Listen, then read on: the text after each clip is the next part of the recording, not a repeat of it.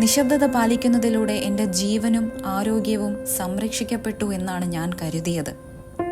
പക്ഷേ ഇപ്പോൾ എന്നെ നോക്കൂ. Did I really love or just exist? ഞാൻ എന്തിനെയായിരുന്നു സംരക്ഷിച്ചത്? ഈ വേദനയെയോ? മരണം പോലും അടുക്കാൻ അറയ്ക്കുന്ന ഈ ജീർണിച്ച ശരീരത്തെയോ? ഞാൻ അലറിയിരുന്നെങ്കിൽ, ഒരു കല്ലെറിഞ്ഞിരുന്നെങ്കിൽ, ഒരു ആളനക്കം സൃഷ്ടിച്ചിരുന്നെങ്കിൽ, എന്തെങ്കിലും ചെയ്തിരുന്നെങ്കിൽ ഒരുപക്ഷെ അവർ ഓടിപ്പോകുമായിരുന്നു. ഒരുപക്ഷെ അവൾ ജീവിച്ചിരിക്കുമായിരുന്നു. ഒരുപക്ഷെ അവൾ ഇപ്പോൾ വിവാഹിതയായിരുന്നേക്കാം. ഒരുപക്ഷെ അവൾക്കിപ്പോൾ ഒരു മകളുണ്ടാകുമായിരുന്നേക്കാം. ഒരുപക്ഷെ ഞാൻ ആ രാത്രിയിൽ കൊല്ലപ്പെട്ടിരുന്നേനെ.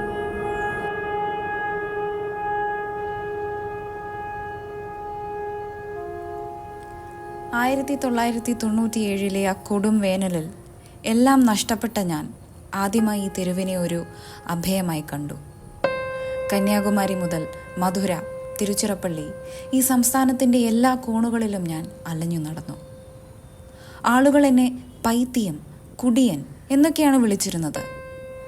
അല്ലെങ്കിൽ റോഡിൽ കിടക്കുന്ന വേസ്റ്റ് പോലെ എൻ്റെ മേൽ ചവിട്ടിക്കയറുമായിരുന്നു. പക്ഷെ ഞാൻ എപ്പോഴും ഇങ്ങനെ അദൃശ്യനായിരുന്നില്ല. ഒരിക്കൽ ഞാൻ എന്തൊക്കെയോ ആരൊക്കെയോ ആയിരുന്നു. എനിക്കൊരു വീടുണ്ടായിരുന്നു, ഒരു സഹോദരിയും. ഇപ്പോൾ ഞാൻ ഈ ശരീരം മാത്രമാണ്. എന്നാൽ ഈ ശരീരം ഒരു ആത്മാവിനോട് പോലും ഒരിക്കലും പറഞ്ഞിട്ടില്ലാത്ത ഒന്ന് വഹിക്കുന്നുണ്ട്. വിശപ്പിനേക്കാൾ ഭാരമുള്ള ഒന്ന്, രോഗത്തേക്കാൾ ഭാരമുള്ള ഒന്ന്. 2005 ശൈത്യകാലമായിരുന്നു അത്. ഡിസംബർ. എനിക്ക് ഓർമ്മയുണ്ട്. തലേ ദിവസം മഴ പെയ്തിരുന്നു. നടപ്പാതയിൽ അപ്പോഴും നനഞ്ഞ പൊടിയുടെയും വെറ്റിലത്തുപ്പലിൻ്റെയും ഗന്ധമുണ്ടായിരുന്നു. ഒരു ടെക്സ്റ്റൈൽസിന് പുറത്ത് ഷട്ടറിനടുത്തുള്ള മൂലയിൽ ഞാൻ കിടക്കുകയായിരുന്നു. ആ ദിവസം ഞാൻ ഭക്ഷണം കഴിച്ചിരുന്നില്ല.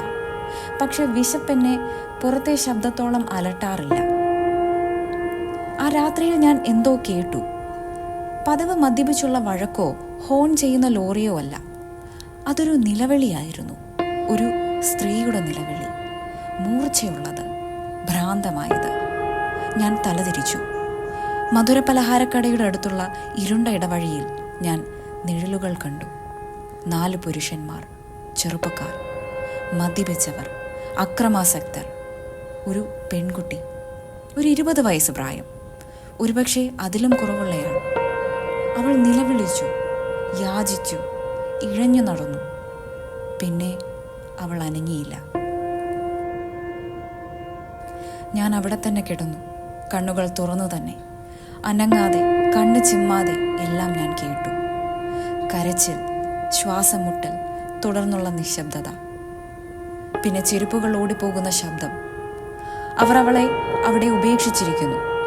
രക്തം പുരണ്ട നഗ്നമായ തണുത്ത അവളുടെ ശരീരം മാത്രം. തെരുവു വിളക്കുകളും അവളുടെ മുകളിലൂടെ മിന്നിമറഞ്ഞു. അതും അവളിൽ നിന്നും തിരിഞ്ഞു നോക്കാൻ ആഗ്രഹിക്കുന്നത് പോലെ. എന്നാൽ ഞാൻ എന്താണ് ചെയ്തതെന്നറിയാമോ? ഒന്നും ചെയ്തില്ല. ചുമരിലേക്ക് തിരിഞ്ഞു കിടന്നുറങ്ങി. അല്ലെങ്കിൽ അങ്ങനെ അഭിനയിച്ചു. ഞാൻ എന്നോട് തന്നെ പറഞ്ഞു, ലോകം എന്നോട് ക്രൂരമായി പെരുമാറി, അവളോടും ലോകം ക്രൂരമാകട്ടെ. ഞാൻ എന്തിനത് ശ്രദ്ധിക്കണം? എൻ്റെ പെങ്ങൾ മഞ്ഞപ്പിത്തം ബാധിച്ച് അവശനിലയിലായിട്ടും ആരും ഞങ്ങൾക്ക് അഭയം നൽകിയില്ല. അവൾ മരിച്ചിട്ട് പോലും ആരും ഒരു ആശ്വാസ വാക്കുപോലും പറഞ്ഞില്ല. പക്ഷെ ഇപ്പോൾ എനിക്കറിയാം, ആ രാത്രി ഞാൻ വെറും കാഴ്ചക്കാരനായിരുന്നില്ല, ഞാനൊരു ഭീരുവായിരുന്നു. രാവിലെയായി. ആളുകൾ തടിച്ചുകൂടി. അവളവിടെ കിടക്കുകയായിരുന്നു, നിർജീവമായി. മധുരയിൽ നിന്നുള്ള ഒരു കോളേജ് പെൺകുട്ടിയാണെന്ന് അവർ പറഞ്ഞു. ജോലി സംബന്ധിച്ച് എന്തോ കാര്യത്തിനായാണ് ഇവിടെ വന്നത്. കുറ്റവാളികളെ കണ്ടെത്താൻ അവളുടെ മാതാപിതാക്കൾ പോലീസിനോട് അപേക്ഷിച്ചു. പോലീസ് അവളുടെ വസ്ത്രധാരണത്തെ കുറ്റപ്പെടുത്തി. പത്രങ്ങൾ ഇതിനെ മറ്റൊരു ദാരുണമായ കേസ് എന്ന് വിളിച്ചു. പിന്നെ ഞാനൊന്നും പറഞ്ഞില്ല. എനിക്ക് അവരുടെ മുഖങ്ങൾ വിവരിക്കാമായിരുന്നു. അവരുടെ ബൈക്കുകളുടെ നിറം. അവരിൽ ഒരാളുടെ കയ്യിൽ നിന്നും ഒരു ബ്രേസ്ലെറ്റ് വീണ് കിട്ടിയിരുന്നു. ഞാനത് കണ്ടു. പക്ഷെ ഞാൻ മിണ്ടിയില്ല. എനിക്ക് പനിയും അണുബാധയും ക്ഷയരോഗവും എല്ലാ തരം നരകങ്ങളും ഉണ്ടായി. പക്ഷേ കുറ്റബോധം, അതൊരിക്കലും ഉറങ്ങാൻ അനുവദിക്കാത്ത ഒരു രോഗമാണ്. രാത്രിയിൽ ഒരു സ്ത്രീ എൻ്റെ അരികിലൂടെ നടക്കുമ്പോഴെല്ലാം ഞാൻ ഞെട്ടിത്തെറിച്ചു പോകും. പുസ്തകങ്ങളുടെ ബാഗുമായി പുഞ്ചിരിക്കുന്ന ഒരു പെൺകുട്ടിയെ കാണുമ്പോഴെല്ലാം അവൾ എന്തായി മാറുമായിരുന്നു എന്ന് ഞാൻ ചിന്തിക്കും. ഞാൻ ആരോടും പറഞ്ഞിട്ടില്ല, ഒരിക്കലും ധൈര്യപ്പെട്ടിട്ടില്ല. പക്ഷെ ഇപ്പോൾ എൻ്റെ ആരോഗ്യനില മോശമായിക്കൊണ്ടിരിക്കുകയാണ്. ഞാൻ മരണത്തെ പ്രതീക്ഷിച്ചുകൊണ്ടാണ് ഓരോ രാത്രിയും തള്ളി നീക്കുന്നത്. എൻ്റെ കുറ്റബോധത്തിനുള്ള ഒരേ ഒരു പരിഹാരമാണ് ഈ കുറ്റസമ്മതം, എൻ്റെ പാപസ്മരണ. ഞാൻ സമാധാനം അർഹിക്കുന്നില്ല, ക്ഷമയും അർഹിക്കുന്നില്ല. അന്നു മുതൽ എല്ലാ രാത്രിയും ഞാൻ അവളുടെ മുഖം കണ്ടിട്ടുണ്ട്. നിശബ്ദത പാലിക്കുന്നതിലൂടെ എൻ്റെ ജീവനും ആരോഗ്യവും സംരക്ഷിക്കപ്പെട്ടു എന്നാണ് ഞാൻ കരുതിയത്. പക്ഷേ ഇപ്പോൾ എന്നെ നോക്കൂ. Did I really love or just exist? ഞാൻ എന്തിനെയായിരുന്നു സംരക്ഷിച്ചത്? ഈ വേദനയെയോ?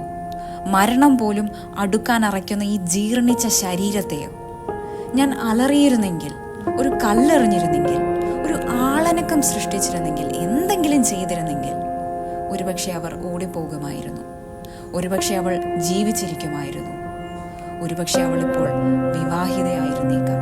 ഒരുപക്ഷെ അവൾക്കിപ്പോൾ ഒരു മകളുണ്ടാകുമായിരുന്നേക്കാം. ഒരുപക്ഷെ ഞാൻ ആ രാത്രിയിൽ കൊല്ലപ്പെട്ടിരുന്നേനെ. അതുവഴി എൻ്റെ ജീവിതത്തിനൊരു അർത്ഥം കണ്ടെത്തിയേനെ. പകരം സംഭവിച്ചതോ, അവൾ മരിച്ചു, ഞാൻ ജീവിച്ചു. ആ രാത്രിക്ക് ശേഷമുള്ള എൻ്റെ ജീവിതം നരകമായിരുന്നു. കുറ്റബോധം മാത്രമല്ല, അത് മാത്രം എന്നെ കീറിമുറിക്കാൻ പര്യാപ്തമായിരുന്നു. എൻ്റെ ശരീരം അഴുകി, എൻ്റെ ആത്മാവ് ക്ഷയിച്ചു. വൃത്തികെട്ട നടപ്പാതകളിൽ ഞാൻ യാചിച്ചു, വിശന്നു, രക്തം ചുമച്ചു. ഞാൻ അവളെ സഹായിച്ചിരുന്നെങ്കിൽ, അതെന്നെ കൊന്നാലും ഞങ്ങളിൽ ഒരാളെങ്കിലും അന്തസ്സോടെ ജീവിക്കുമായിരുന്നു. പക്ഷേ ഞാൻ മൗനം പാലിച്ചു. അങ്ങനെ ചെയ്യുന്നതിലൂടെ ഞാൻ 2 ജീവിതങ്ങളാണ് നശിപ്പിച്ചത്. അവളുടെ പേര് ലക്ഷ്മി എന്നായിരുന്നു. പിന്നീട് പത്രങ്ങളിൽ നിന്നറിയാൻ സാധിച്ചു. ലക്ഷ്മി, മാപ്പ്. നിന്റെ ആത്മാവ് അലറിക്കരഞ്ഞപ്പോഴും ഞാൻ നിശബ്ദനായി നിന്നു. ഇപ്പോൾ ആ നിലവിളി എന്നിലാണ്.